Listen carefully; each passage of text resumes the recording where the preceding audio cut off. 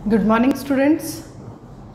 आज हम करेंगे काइनेमेटिक्स में सबसे इम्पॉर्टेंट टॉपिक जो आपके स्कूल एग्ज़ाम के पॉइंट ऑफ व्यू से या कम्पिटिटिव एग्ज़ाम के हिसाब से बहुत इम्पॉर्टेंट है। ठीक है, तो आज हम करेंगे प्रोजेक्टाइल। What is projectile? अगर मैं आपके बुक के हिसाब से चलूँ तो बुक में लिखा हुआ है projectile is the name given to object which is thrown with some initial velocity at some angle in horizontal direction and which is allowed to move in 2 dimension under the action of gravity। ठीक है, अब मैं simple से example से समझाती हूँ projectile होता क्या है। मैंने क्या किया, कोई चीज़ उठाई, यहाँ से ऐसे फेंकी। सपोज करो मैंने ये पेन है, पेन की कैप है, इसको ऐसे फेंका। ये पेन क्या है? ये एक प्रोजेक्टाइल है।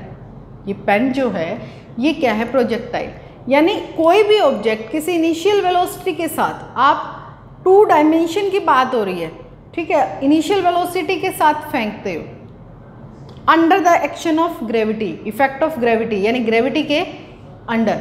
यानी आप ये कह सकते हो प्रोजेक्टाइल क्या है?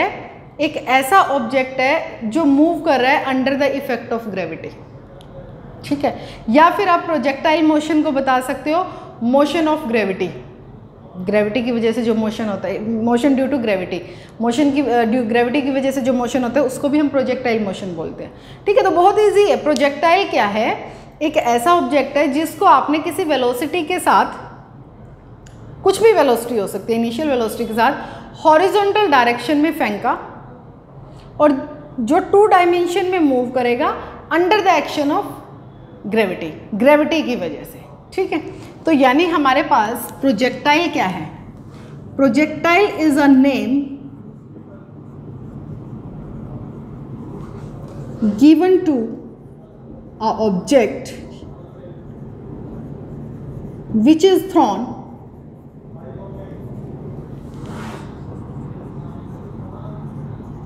with some initial velocity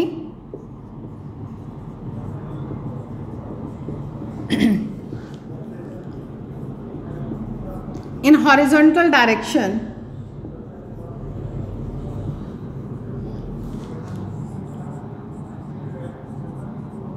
and is allowed to move in 2 dimension under the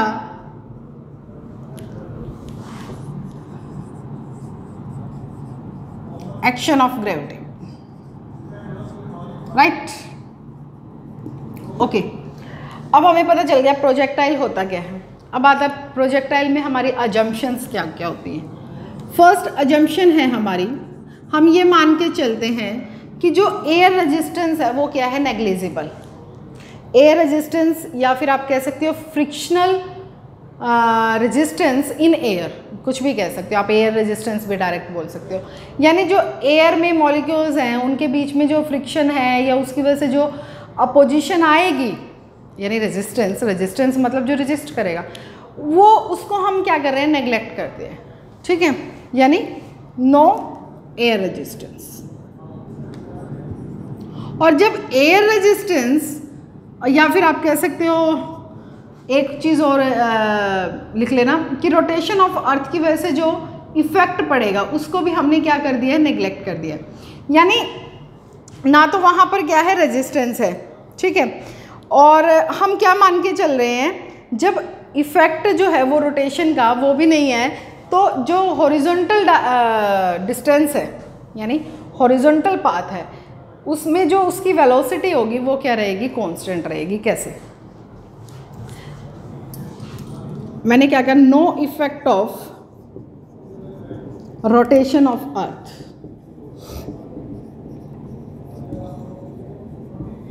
और थर्ड आप कह सकते हो acceleration due to gravity is constant. Acceleration due to gravity is constant.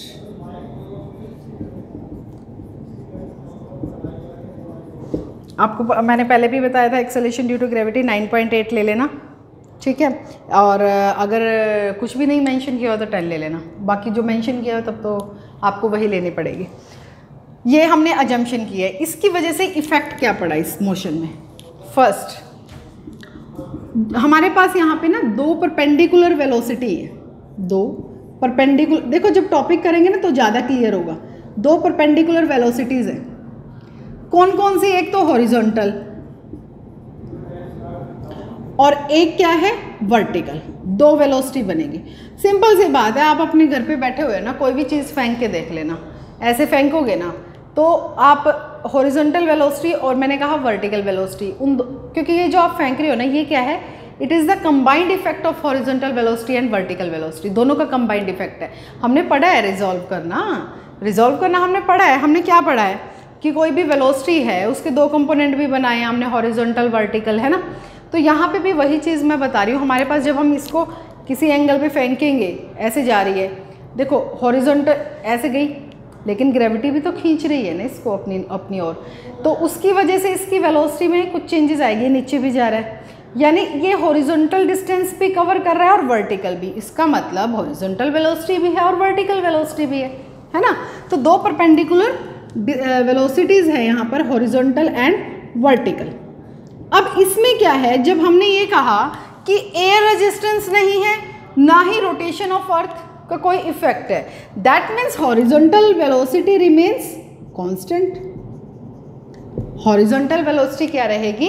Constant रहेगी। एंड वर्टिकल वेलोसिटी इंक्रीजेस और decreases according to effect of acceleration due to gravity.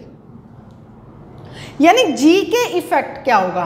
Body नीचे आ रही है, ऊपर जा रही है, वो भी तो डिपेंड करेगा ना। एक तो अभी तो मैंने केस क्या लिया, इसको मैंने ऐसे फेंका, सिंपल सा केस लिया, हॉरिजॉन्टल हो गया।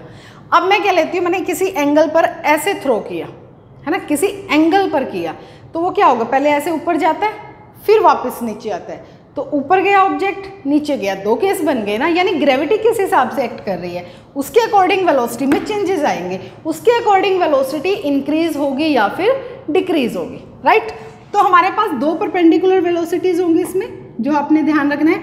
हॉरिजॉन्टल वेलोसिटी जो है वो कांस्टेंट रहेगी और जो वर्टिकल वेलोसिटी है वो इंक्रीज या डिक्रीज होगी according to effect of gravity. Gravity के इफेक्ट के अकॉर्डिंग कि कौन सा मोशन है, डाउनवर्ड है, अपवर्ड है, उसके अकॉर्डिंग वो इंक्रीज या डिक्रीज होगी, ठीक है। अब ये तो हमें आज पता, अभी क्या पता चला है कि प्रोजेक्टाइल होता क्या है, उसकी अजम्पशन क्या है, उसमें कैसे हमने पैरामीटर्स लेने हैं। अब हम करेंगे हॉरिजॉन्टल प्रोजेक्टाइल। पहले ये नोट करें,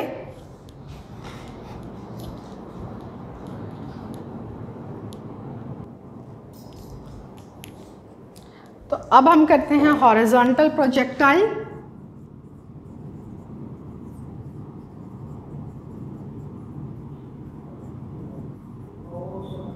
So first consider axis OX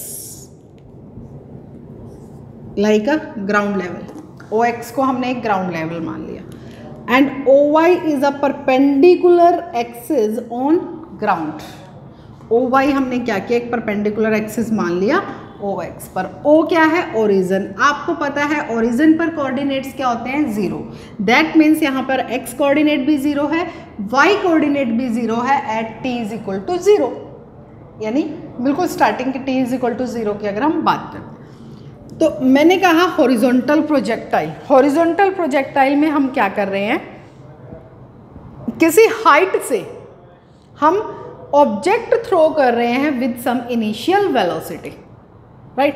यानी किसी पर्टिकुलर वेलोसिटी के साथ किसी हाइट से हमने ऑब्जेक्ट को ड्रॉप किया है, ठीक है। सपोज करो यहाँ से मैंने कोई ऑब्जेक्ट थ्रो किया है from height h with initial velocity u, ठीक है, विद इनिशियल वेलोसिटी u, ठीक। अब t is equal to zero पे तो कोऑर्डिनेट मैंने क्या कहा, जीरो है, यानी यहाँ पर x नॉट जीरो है और y नॉट भी क्या है, जीरो। यहाँ पर हमारे पास at t is equal to zero, हमारे दोनों कोऑर्डिनेट क्या है, जीरो है, राइट। अब h हाइट से हमने कोई ऑब्जेक्ट थ्रो किया है, तो जब ये मूव करेगा तो क्या होगा, इस वेलोसिटी के कारण ये हॉरिजॉन्टल डायरेक्शन में जाएगा, लेकिन ग्रेविटी की वजह से ये डाउनवर्ड डायरेक्शन में जाएगा। यानी अगेन यहाँ पर हमारे पास दो वेलोसिटी हैं, ऊपर लिख लेना जो मैंने बोला है, दो वेलोसिटी हैं, दो परपेंडिकुलर वेलोसिटीज। फर्स्ट क्या है, हॉरिजॉन्टल वेलोसिटी। हॉरिजॉन्टल वेलोसिटी को मैंने डिनोट कर दिया ux से, विच इज कांस्टेंट। सेकंड क्या है हमारे पास, vertical velocity. Vertical velocity initial की बात करूं तो मैं uy से डिनोट करूंगी, which is increasing with time. Time के साथ क्या हो रही है, इंक्रीज हो रही है due to effect of gravity. ठीक है, और यहां पर आप ये देख सकते हो uy, क्या स्टार्टिंग में हमने कोई वर्टिकल वेलोसिटी के साथ ड्रॉप किया है? नहीं, स्टार्टिंग में हमने ऐसे हॉरिजॉन्टल डायरेक्शन में u वेलोसिटी के साथ कोई ऑब्जेक्ट फेंका है, तो इट मीन्स यहाँ पर हॉरिजॉन्टल वेलोसिटी से हमने स्टार्ट किया है। दैट मीन्स इनिशियली uy क्या है हमारे पास, 0। इनिशियली uy क्या है हमारे पास, 0। उसके बाद वो बढ़ी है ना, effect due to effect of gravity, gravity के इफेक्ट की वजह से उसके बाद वो इंक्रीज हुई है। ठीक है, अब देखो, अब इसमें हमें करना क्या है, ये तो हमने इसका डिस्कस कर लिया जो मेन चीज़ थी, है ना, जिसकी वजह से सारी डेरिवेशन करनी हमने।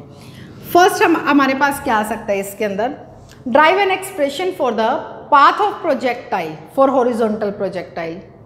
तो हमें क्या करना है, पाथ ऑफ प्रोजेक्टाइल फाइंड करना है।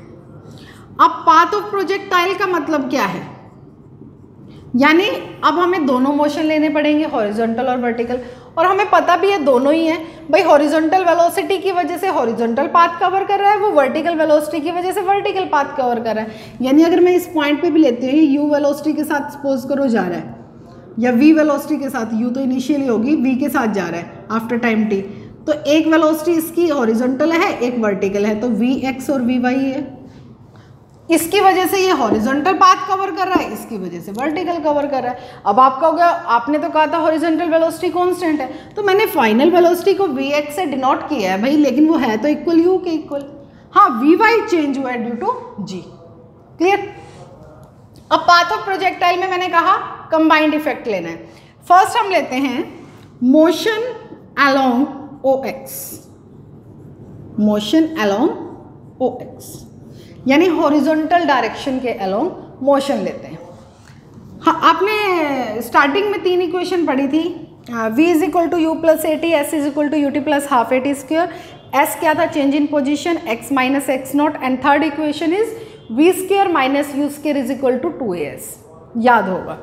तो हम लेते हैं हमारे पास equation x, second equation x minus x naught is equal to u x t plus half a x t square.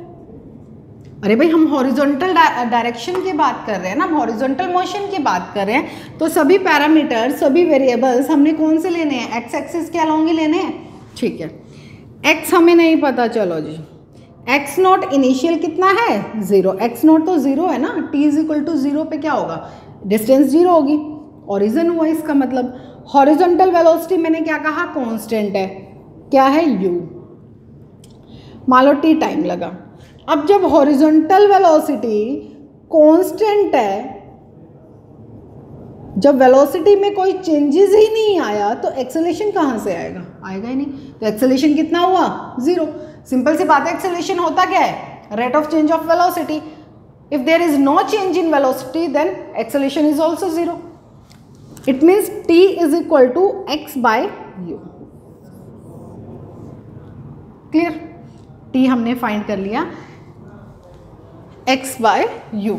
अब हम क्या फाइंड करते हैं, अब हम चलते हैं वर्टिकल मोशन पे।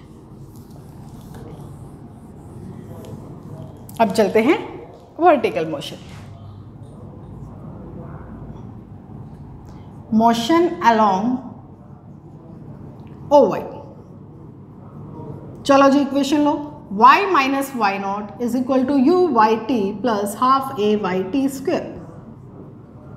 y नहीं पता, y नॉट क्या है, t इज इक्वल टू 0 पर 0, uy क्या है, याद करो मैंने क्या कहा था शुरू में, let a object is thrown in horizontal direction with some initial velocity u, that means there is initial velocity, horizontal velocity, not vertical velocity. So vertical velocity is, initial vertical velocity is 0. So uy is also 0 plus half ay.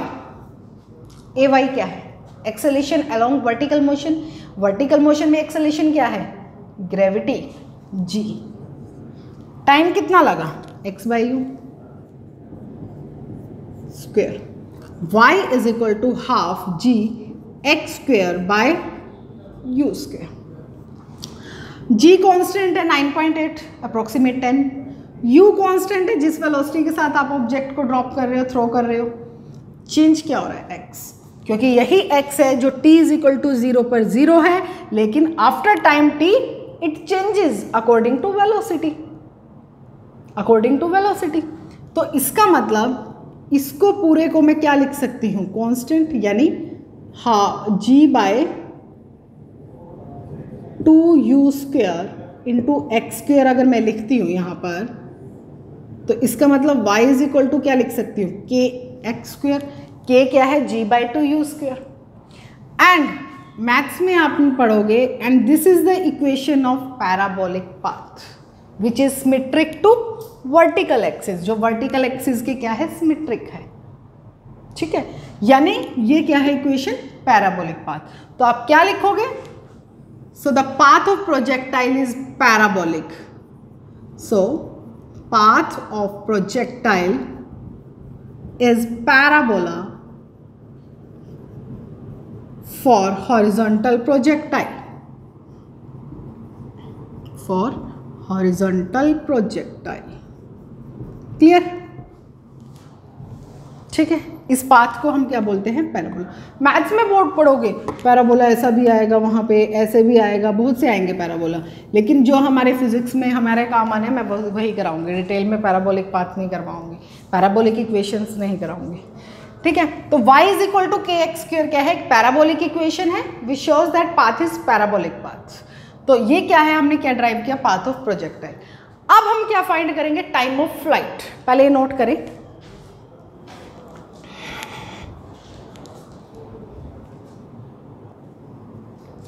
तो अब हम बात करते हैं time of flight की. Second है हमारे पास time of flight. अगर क्वेश्चन में पूछ लिया जाए, drive an expression for time of flight. और वैसे भी ये सारे फॉर्मूलेज आपको लर्न भी होने चाहिए, क्योंकि न्यूमेरिकल्स में यूज होंगे. Time of flight. Time of flight क्या है? The total time taken during flight. Flight के टाइम जो टोटल टाइम लगा उसी को टाइम ऑफ फ्लाइट कहेंगे. फ्लाइट मीन्स, भाई मान लो इसको हमने ओ लिया था ना, इसको ए ले लिया, इसको बी ले लिया. The total time taken by object from point A to point B. A से बी तक जाने में टोटल टाइम जितना भी लगेगा, that is time of flight. यानी total time taken by object या projectile, taken by projectile during its flight.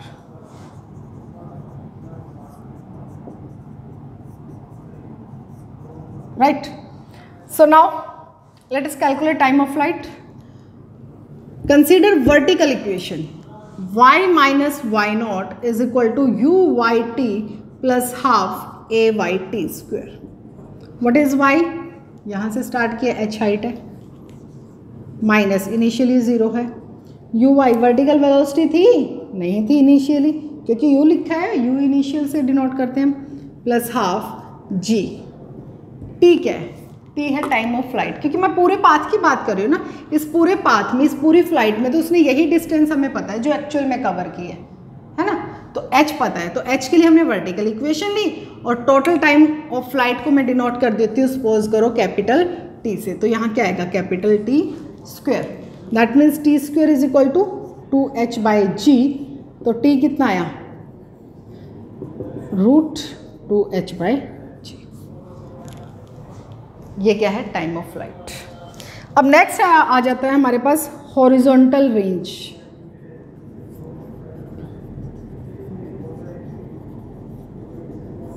Horizontal range. Horizontal range क्या है?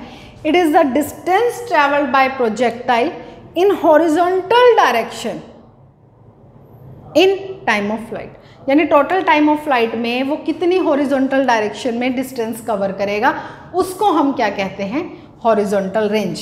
यानी यहाँ O पॉइंट से लेकर B पॉइंट तक हमारे पास ये क्या है, हॉरिजॉन्टल रेंज, जिसको हम किससे रिप्रेजेंट करते हैं, R से। तो हॉरिजॉन्टल रेंज क्या है, it is the distance travelled by projectile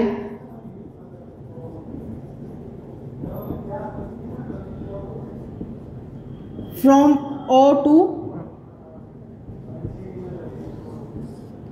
या projectile during time of flight. तो ये हॉरिजॉन्टल डायरेक्शन की बात कर रहा है, horizontal, it is the distance travelled in horizontal direction, भी मेंशन कर लेना ना, इन हॉरिजॉन्टल डायरेक्शन।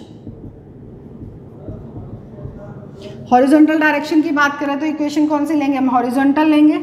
तो लो horizontal x minus x naught is equal to u x t plus half a x t square. X आर है जो हमें कैलकुलेट करना है, एक्स नॉट 0, ये u है, टाइम ऑफ फ्लाइट टोटल लगा t, हॉरिजॉन्टल वेलोसिटी कांस्टेंट रहती है तो एक्सेलेरेशन क्या होगा, 0। तो t की वैल्यू पुट करो, r is equal to u, t की क्या आई थी, √2h/g। तो ये क्या आ गया हमारे पास, expression for horizontal range. Clear है, नोट करें।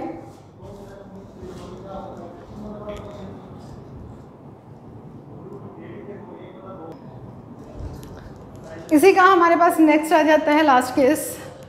सपोज करो वो कहता है drive an expression for the velocity at any instant t,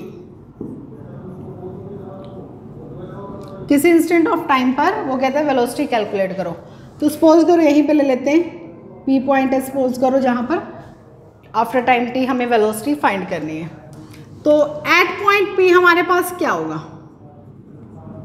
eight point P at any instant t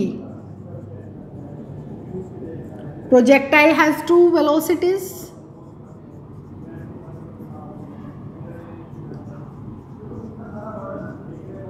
first one is horizontal velocity, that is Vx, क्योंकि t time पे कह रहा है तो फाइनल वेलोसिटी की बात करेंगे, वो किसके इक्वल आएगी, u, क्योंकि हमने कहा था horizontal velocity remains constant, which remains constant, right. Second one is vertical velocity, vertical velocity that is v y. अब वी वाई कैसे करें, ड्राइव करनी पड़ेगी, v is equal to u plus a T.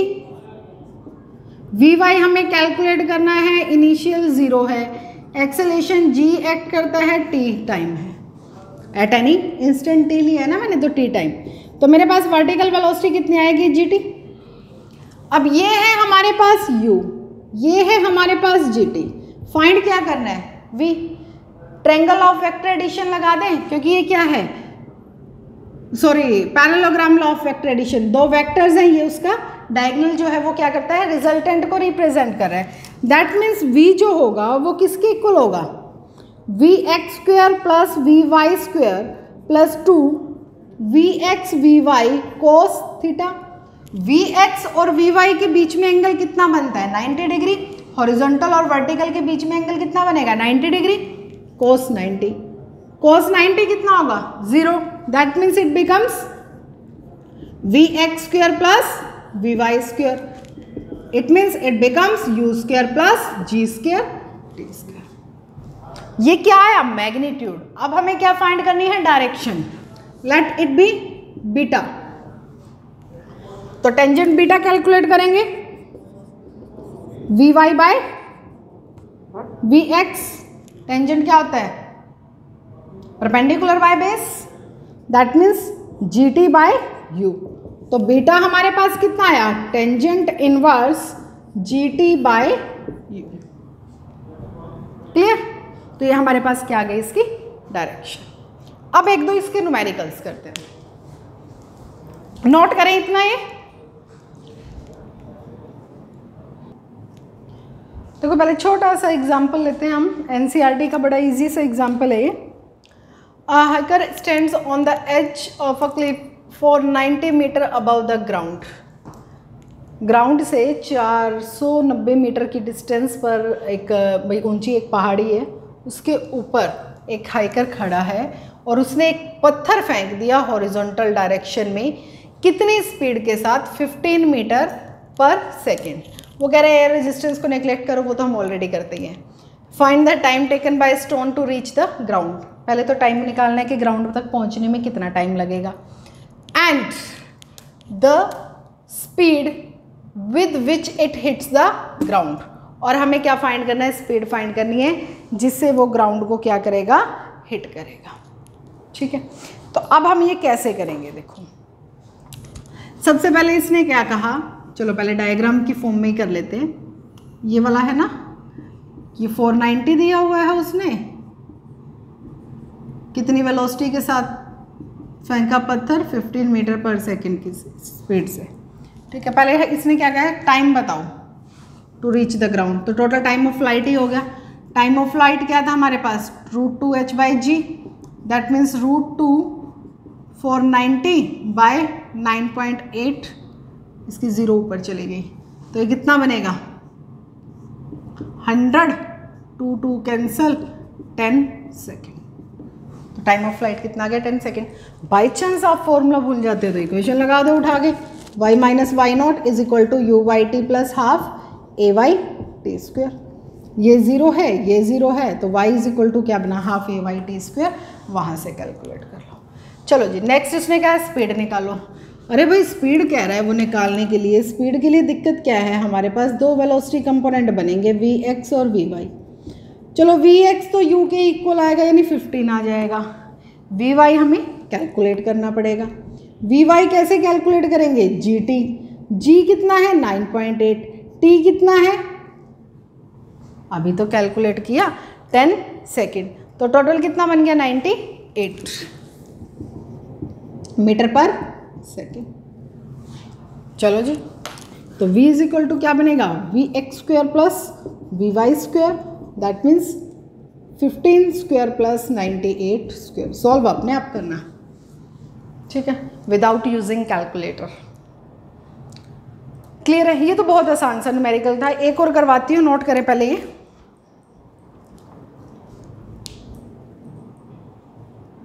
A particle is projected horizontally with a speed u from the top of the plane inclined at an angle theta। वो कह रहा है top से u velocity के साथ कोई object particle project किया है, और ये पॉइंट, ये जो प्लेन है ये इंक्लाइंड है एट एन एंगल थीटा। किस एंगल पर है? थीटा पर, विद द हॉरिजॉन्टल, या फिर ऐसे कह सकते हैं ये है थीटा, तो ये भी थीटा ही होगा। How far from the point of projection will the particle strike the ground. वैसे तो कैसे जाएगा? ऐसे करके ऐसे ही जाएगा, है ना। तो उसने ये वाले डिस्टेंस फाइंड करने को कह दिया। सपोज करो ये क्या है हमारे पास, हमने इसको y माना था, इसको x, इसको z मान लेते हैं, ठीक है। ये कैलकुलेट करना है। अब दिक्कत क्या है? ये तो हमारे पास y वर्टिकल डिस्टेंस, ये है x कैसे फाइंड करते हैं? Initial velocity into time. तो हमें z निकालना है। z क्या होगा? x² plus y², x² plus y²। अब कैसे फाइंड करें z? अब इतना तो लिख नहीं सकते ना, √x² प्लस y²। एक्सप्रेशन तो theta inclined at an angle theta दिया हो, तो कुछ तो फाइंड करना पड़ेगा। चलो जी, क्या करें? x इज इक्वल टू क्या होता है? ut। तो t कितना है? x/u। y कैलकुलेट करने के लिए हमने टाइम निकाल लिया, तो y क्या होगा? y माइनस वाई नोट तो 0 है, u/t 0 है, हाफ gt²। ठीक है, तो y इज इक्वल टू क्या आया? Half g x² by u²। यही आया हमारे पास। ये वैसे भी हमने इसमें पाथ ऑफ प्रोजेक्टाइल में कैलकुलेट भी कर लिया था। टेंजेंट थीटा अगर आप कैलकुलेट करते हो, क्या आएगा tangent theta? Perpendicular by base perpendicular क्या है y, बेस क्या है x, y is equal to क्या आएगा x। यहां से y कितना आया x टेंजेंट थीटा, ये इक्वेशन ये बता रही है, ये इक्वेशन ये बता रही है, दैट मीन्स दोनों इक्वल हैं। तो x टेंजेंट थीटा कितना आया हमारे पास gx square by 2u square. एक x से एक x उड़ा दें, उड़ा दें, तो x कितना आएगा 2u square tangent theta by g, 2u square tangent theta by g। चलो जी z कैलकुलेट करना है हमें, तो x square plus y square, x ये है हमारे पास, वाई क्या है, अच्छा इधर एक्स टेंजेंट थीटा है, दोनों वैल्यू पुट कर दो। ऐसा करो एक्स की भी वैल्यू पुट करो और या फिर अभी वाई की वैल्यू ही रहने दो, चलो छोड़ो लास्ट में करेंगे। एक्स प्लस वाई कितना आया था हमारे पास एक्स टेंजेंट थीटा स्क्वेयर, क्या बनेगा x square plus x square tangent square theta, x square common 1 plus tangent square theta, 1 plus tangent square theta क्या होता है सेकेंड स्क्वेयर थीटा, दोनों का क्या है स्क्वेयर रूट। हमारे पास जेड कितना आएगा एक्स सेकेंड थीटा, और एक्स कितना फाइंड किया है 2u square tangent theta by g into secant theta. तो ये हमारे पास क्या आ गई डिस्टेंस आ गई जो इसने पूछी थी, कौन सी पॉइंट ऑफ प्रोजेक्शन की, from the point where the projectile strike the plane. ये हमारे पास डिस्टेंस है, ठीक है। तो इस टाइप से ये वाले न्यूमेरिकल्स होंगे, यानी आपको कॉन्सेप्ट क्लियर होना चाहिए। नेक्स्ट वीडियो में हम करेंगे एंगुलर प्रोजेक्शन। अभी तो मैंने ऐसे ऑब्जेक्ट थ्रो किया था विद इनिशियल वेलोसिटी, नेक्स्ट में हम हॉरिजॉन्टल एक्सिस के साथ जो कोई एंगल बना रहा है, हॉरिजॉन्टल एक्सिस के साथ एंगल बना रहा है और फिर या वर्टिकल के साथ एंगल बना रहा है, वो केस करेंगे, ठीक है। थैंक यू बेटा।